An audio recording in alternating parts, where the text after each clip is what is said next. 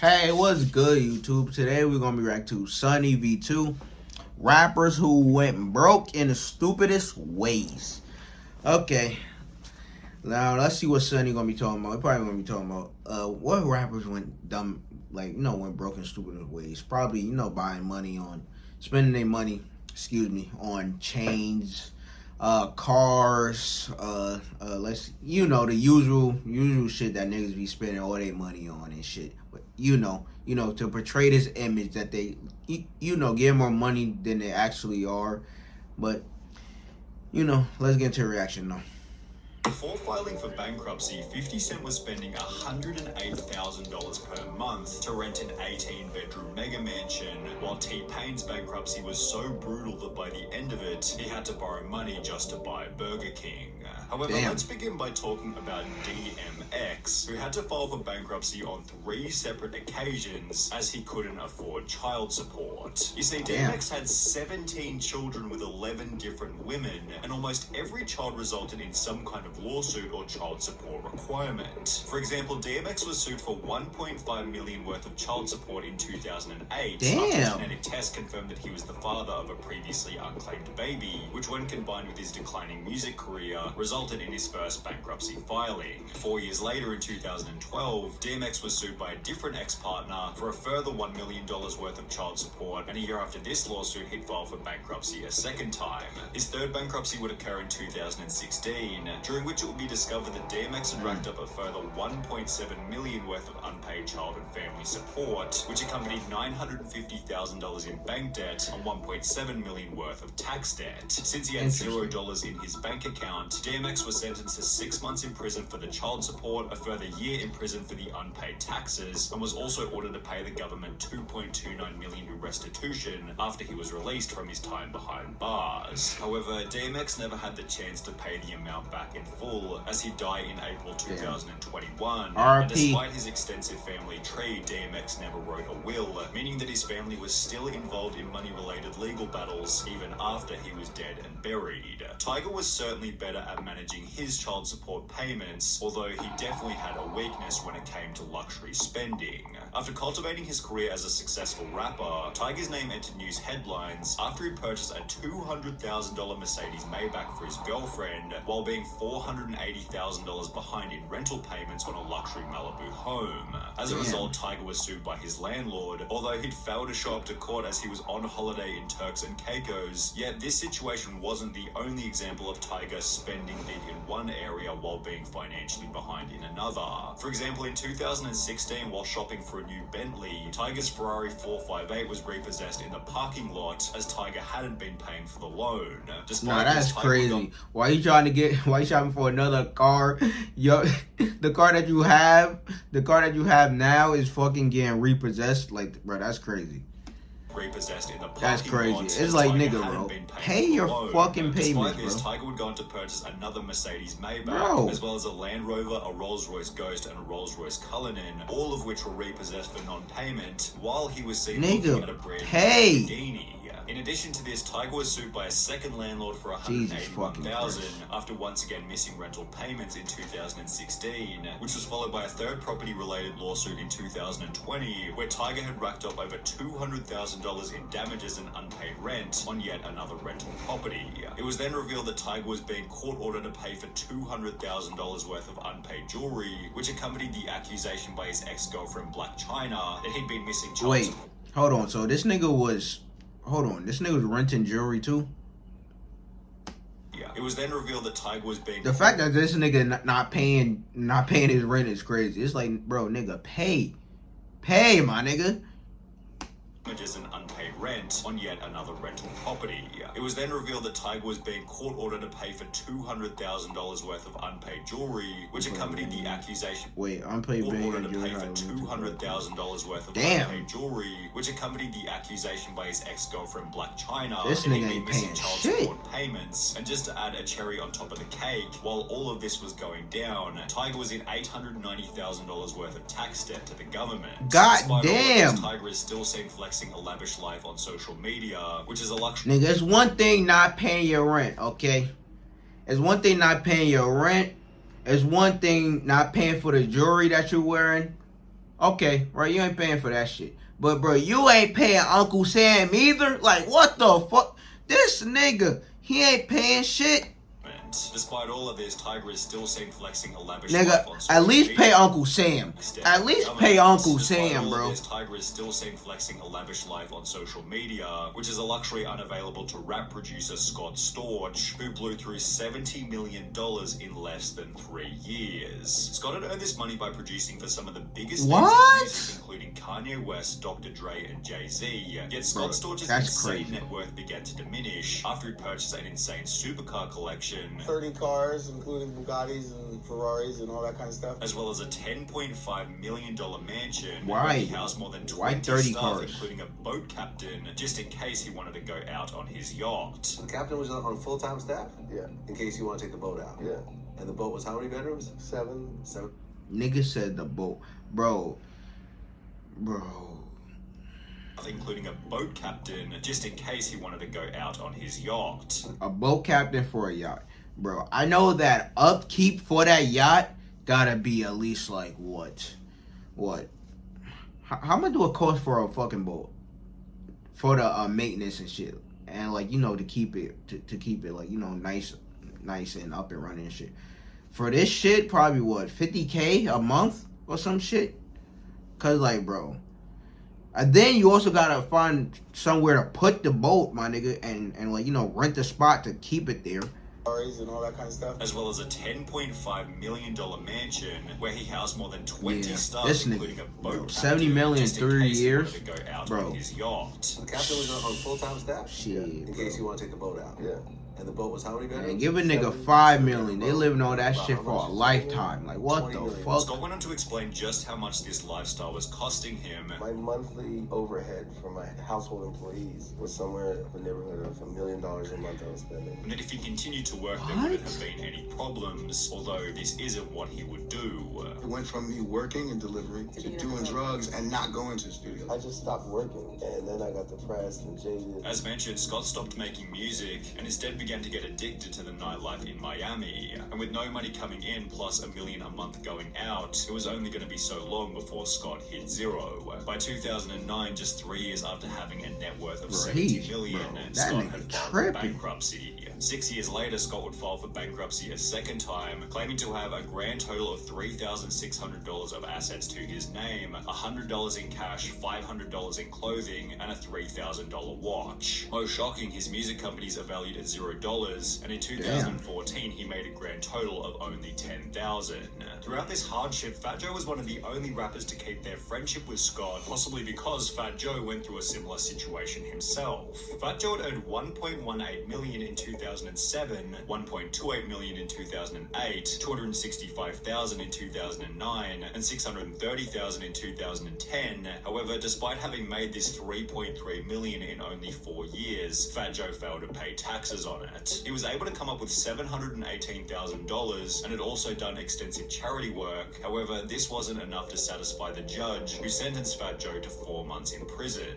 Despite taking personal responsibility for his actions by stating, "There was a lot going on in the years that I didn't file my taxes, but it was my responsibility," less than 4 years later, Fat Joe entered news headlines again after the IRS revealed that he still owed them $1.1 million in taxes. However, this number was absolutely nothing in comparison to Fat Joe's friend Lil Kim, who owed almost 4 times more and became, quote, too poor to file for bankruptcy. Lil Kim wasn't really nah, that's crazy.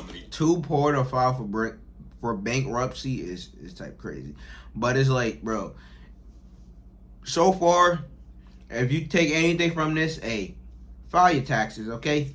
Pay Uncle Sam. Please pay Uncle Sam, because if you don't, they will come looking for you, okay? They will come. They will come look for us.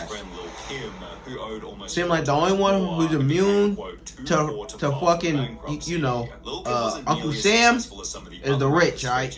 this list. However, this didn't stop her from purchasing. Cause like, you know, they $2.3 could make million some work some mansion magic on their back in fucking 2002, tax papers notably and shit. with the I don't help know what of the a fuck they be mortgage. doing. Throughout You the know, 2000s, Kim's they do music some career shit. slowed dramatically, Okay. and by 2018, Kim was filing for bankruptcy as she still owed the full $2 million on her property, despite the 16 years that had passed. But even they can't In addition really to this, escape Kim on now the owed $1.85 million to the government for 13 years worth of unpaid taxes, which accompanied a further $185,000 in unpaid legal fees. The bankruptcy became even worse after discovering that by 2018, Kim was earning a comparatively small $18,000 per Damn. month, of which $2,000 went to staff, another $2,000 went to clothing, and $10,000 went to travel fees, meaning she had less than $4,000 per month to dig herself out of $4 million worth of debt. Jesus. Somehow Lil' Kim managed to, quote, get her finances into good shape, and her bankruptcy filing was dismissed. However, MC Hammer wasn't quite so lucky. Despite having the 5th best-selling hip-hop album of all time, which sold 17 million copies and featured songs such as You Can't Touch This, MC Hammer wasn't able to stay out of financial trouble. He bought more than 17 luxury cars, a private jet, 2 helicopters, and 21 racehorses. Some of the horses were valued at around $1 million.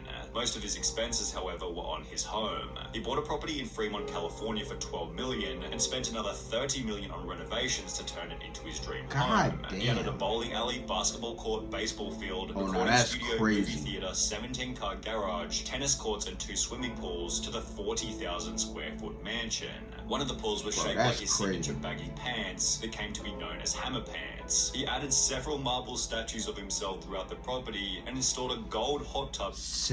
Several marble statues, bro. Statues made out of marble is crazy. Of yourself, like damn, bro. This nigga was going crazy, and he installed a fucking gold hot tub. Jesus Christ. He added several marble statues of himself throughout the property and installed a gold hot tub in his bedroom. And to keep everything running smoothly, he employed a staff of nearly 200 people on the property, which cost him an estimated $500,000 a month. Half a mil? Unsurprisingly, less than 5 years later, MC Hammer had filed for bankruptcy, at which point it Man, would give be me revealed that he hadn't money, only bro. spent his entire $70 million fortune, but had also taken on a further $13 million in loans, which had been borrowed from over 200 different lending institutions. Despite having spent a total of $42 million on his California dream home, the property resold for only $6.5 million. However, if we're on the topic of expensive homes being repossessed by the bank, we need to talk about Birdman, who's ranked as the 15th richest rapper in the world with a net worth of $110 million. But this is what makes Birdman Wait, so what? unique. He's richer than Eminem. Damn. What the fuck? Nigga, Birdman richer than Eminem. Hey, but Lil Wayne richer than Birdman, though. Hey. Birdman kept trying to fuck over Lil Wayne. Fuck Birdman, alright? With a net worth of $110 million. But this is what makes Birdman's story unique. If he was worth over $100 million, why was his Miami mansion being repossessed by the bank for non-payment? Birdman had purchased the home back in 2012 for $14.5 million, yet by 2017 a foreclosure suit had been filed by the bank, and quote, all personal items within the home, including platinum records gracing the walls, a pool table, and dozens of pairs of shoes, were all confiscated and placed in storage. The mansion was eventually sold by the bank for $10.85 million in July 2020. However, Birdman's lawyer has come out to explain the foreclosure, stating that it was the result of illegal loan terms set by the bank, so perhaps take Birdman's bankruptcy with a grain of salt. However, there's no ambiguity around how T-Pain went broke, as he's now come on multiple podcasts to explain just how brutal his bankruptcy was. T-Pain had built up a net worth of over $40 million at his peak in 2007, with all of his closest rap friends advising him that as long as he kept rapping, the money would keep on coming in. Everybody before me that I had to look up to, they were just like, no, this is great. Once you start rapping, it's just money all the time. Nothing bad's ever gonna happen. Your family's not gonna come after you. Just rap, and it's just girls and swimming pools after this. For this reason, his spending began to get out of control. I bought my Bugatti. He bought it for $2.1 million. $2.1 million. Damn, everyone lied to his fucking face. That's fucked up. And because like, bro, no matter, bro, it could be fucking rap, like fucking YouTube, fucking if you're a streamer, Twitch or some shit, right? No one like, bro, if you become popping, like, bro, you're not gonna stay popping like forever, bro. Like forever. Like, bro, there's a select few that fucking stay pop, that can fucking stay popping for like, 10, 20 years and shit. But it's like usually people have a short, like, career span and fucking like, rap, YouTube, stream, or anything like that. Like, no one is gonna stay on the top of the mountain forever. Like, you gonna reach the top, and then it's like, then come the decline. Like, bro, it could be a fast decline, a slow and steady decline, like, bro. But, bro, everyone eventually is going to, like, like, look at the NBA, for example. Players come in at a certain level, and then like, throughout their career, they go up, reach their peak, and then they stay at that peak for, like, 2, 3 years, 4 years, 5 years, whatever, right? And then the decline starts to happen. It could be a steady decline or like an instant drop off. But it's like, that's just fucking life. Everything starts at a certain level, then they go up to the peak, and then a steady decline is like, eventually gonna fucking happen. With rap, depending on who you are, it will come faster than others. But it's like, bro, when it comes to rap and the change of sound, it's fast. It's fast. Like, the change of sound is so different in like 5 years and shit. Like, the music 5, 10 years ago is not the same music that you hear now, bro. And like, people interest toward different sounds is different now, just like that. In a matter of like, 5 years, bro. 5, 10 years. It's like, damn, bro. Like, bro, when it comes to the music game, it's fast, quick. So it's like this, you could be new to the game, and just like this, you could be an old head right out the game, bro. Quick. Of control. I bought my Bugatti. You bought it for $2.1 million. $2.1 million. And then you, very shortly thereafter, you sold it for, all they gave you was $800,000. Yeah. So it was like renting a car for $1.3 million. Yeah. Hey. The purchase of his Bugatti accompanying a $400,000. Once you take that car off the lot, the price drops. I got this other house for my assistants and, all my runners and my producers and stuff. So we bought a house after that, and we just started going crazy with the money. I wasn't paying attention to it. Which was extra bad, as T-Pain never even checked in on how much money he had. I didn't want to know because I was led to believe that it's only gonna grow. Because these rappers telling me that I'm just gonna make money forever. It's just gonna keep going up and up. In the process, T-Pain began to create less music. They Within locked a his few face, years, his bro. accountant was advising him that he was almost out of money. My accountant was like, dude, you're like out of money. And I was like, no, I'm not. And while T-Pain seemed confident that he had plenty of cash left, reality set in for him after he'd have to borrow money just to buy food. When you say you was broke, you had like $0 broke? I had to borrow money to get my kids' burger. What's the most you ever had to make at one time? 40 million. However, T-Pain was lucky to get away with a loss of only 40 million, as the final person on our list makes this number look like loose change, 50 Cent. 50 didn't only release the 10th best-selling American hip-hop album of all time, but he also made over $100 million on a vitamin water investment, plus a further $78 million from a luxury underwear deal. In the late 2000s, 50 Cent made an estimated $300 million in only 2 years. Nah, that's so crazy. when he announced that he was filing for bankruptcy in mid-2015, with debts totaling over $32 million, the entire world was thinking the same thing. How did this happen?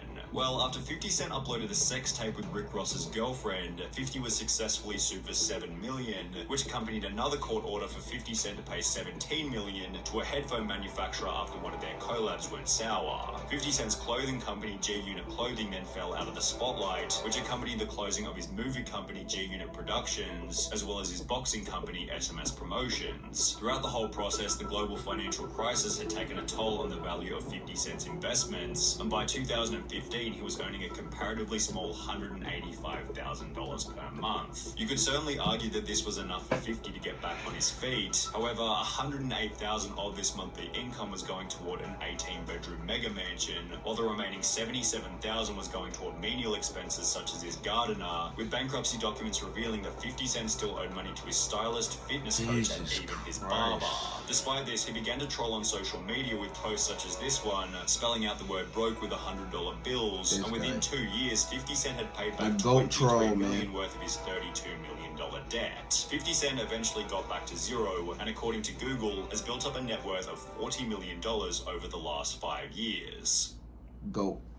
But hey, the goat troll 50 Cent. But it's like, but mainly all these rappers, that we were shown here was from either not paying, paying their taxes, or fucking just not paying people, bro. Like, bro, you got a fucking barber, a fucking gardener, a fucking yacht, and all this other shit that you don't really need. But it's like, bro, you want to live in luxury and shit like this, which is fine. It's fine if you got the money. If you got the money, hey, do you? But it's like, nigga, at least pay niggas. Like, bro, pay niggas. Like, bro, when you was broke, you was paying niggas. So when you rich, you should be paying niggas. Like, what the fuck? Bro, it ain't that hard, bro. Ain't that hard. Just pay niggas and do your taxes. That's it. Do your taxes. T-Pain, I feel sorry for him. Because, like, bro, whoever the rappers was, they were lying to his fucking face, bro. That's some fucked up shit. They was like, nah, man, you be cool. You have money, you ain't coming in forever. Nigga, who the fuck? Bro, L-Mans, whoever told T-Pain that. That's some fucked up shit. But, hey, majority of the shit, the rappers that they didn't do was pay the taxes. Pay your taxes. Because if you don't, Uncle Sam will come for you. Hey, it might not be this year, might not be next year. But they will come for your ass. And then you either have to pay that shit back or go to jail. So, hey, man. Don't know what to tell niggas. Hey, just pay your taxes, alright? But, like, comment, subscribe. Suggest anything else from you to, down below in the comments. But I'll check you out in the next one.